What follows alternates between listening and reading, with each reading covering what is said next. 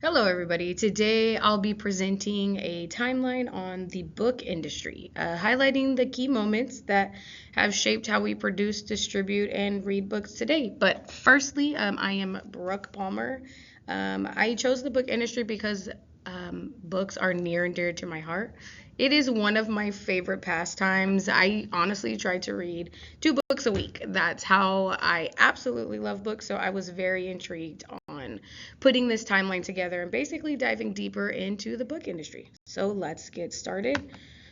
I have a full draft of the timeline from Gettysburg to Google. I felt that that was such a fitting name from how it started to basically where it's at now. Begins in 1440 and goes all the way to present. We'll be talking about the printing press, Gettysburg Bible, the lithotype machine, dime novels, penguin books, e-readers, and Poor Richard's Almanac. So we'll be touching on a lot of things this slide.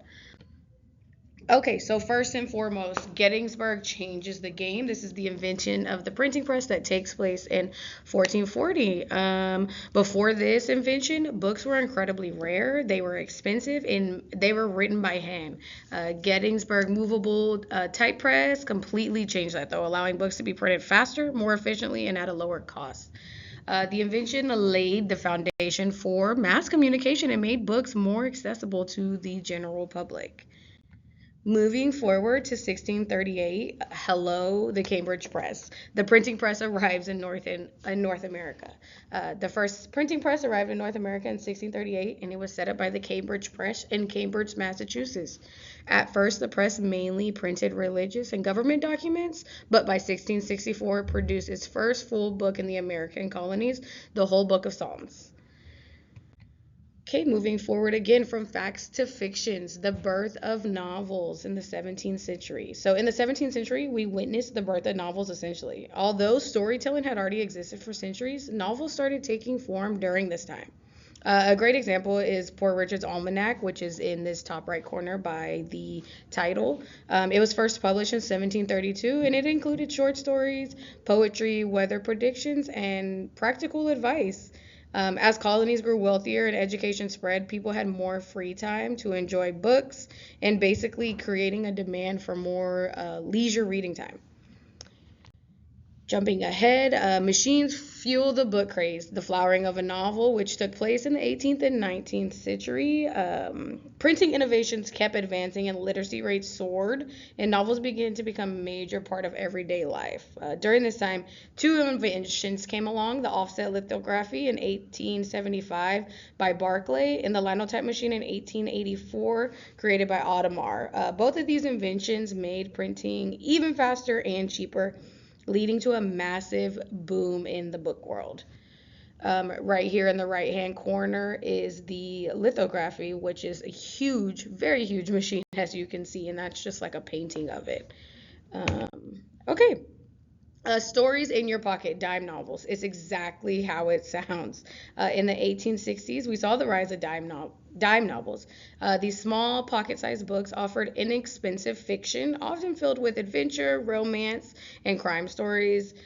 Dime novels basically made reading accessible to a much wider audience and became very, very popular across the US. They were tiny little novels that you could literally fit in your pocket, which I think is so neat and cool. I would love to carry around a small book in my pocket every now and then. Okay, jumping ahead to 1935, a newer library, the birth of paperbacks, comic books, and graphic novels transformed the industry once again.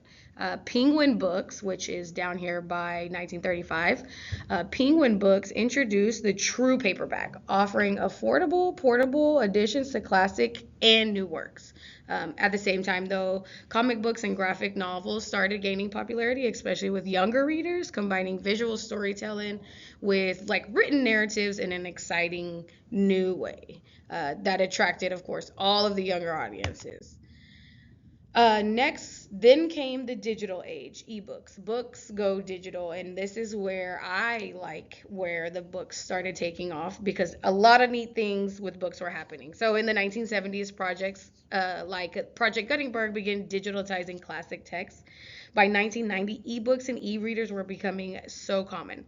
This digital shift basically allowed readers to carry entire libraries on a single device, changing how and where people can enjoy their favorite books. I think that this is such a neat innovation because I am able to access my book on a Kindle, on an ebook, basically anywhere. I think that this invention is so essential to the book industry, in my opinion.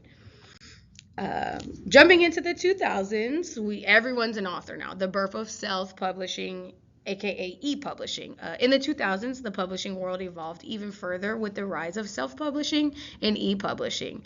Thanks to platforms like the Amazon Kindle Direct Publishing, which launched in 2009, authors could bypass traditional publishers and publish their own work directly online. This opened up opportunities for new voices, niche genres, and independent authors to reach audiences around the world. Last but not least, read anywhere and anytime is exactly how it sounds. Smartphones, tablets, e readers, and audiobooks with so many options. Finally, we jump into the modern era. This is the era that is more near and dear to my heart because I utilize it 100%. So, from 2006 to present day, the rise of smartphone, tablets, e readers, and audiobooks has continued to transform reading habits. Now, people can read and listen to books literally anywhere and anytime. Apps and devices have made reading more mobile, more flexible, and more integrated into daily life than ever before. I honestly wouldn't know what I would do without my audiobooks and e-readers that I take along with me everywhere. I think that this is a huge, huge jump in the book industry, and I'm excited to see where it goes next. So that is it. The history of the book industry is an incredible story of innovation and adaptation from the Gutenberg's printing press to smartphones in our pockets today. Each step made books more accessible, more diverse, and more central to our lives. I am happy to share that with you guys. This is a near and dear to my heart industry, so I hope you enjoyed it just as me. Thank you for listening.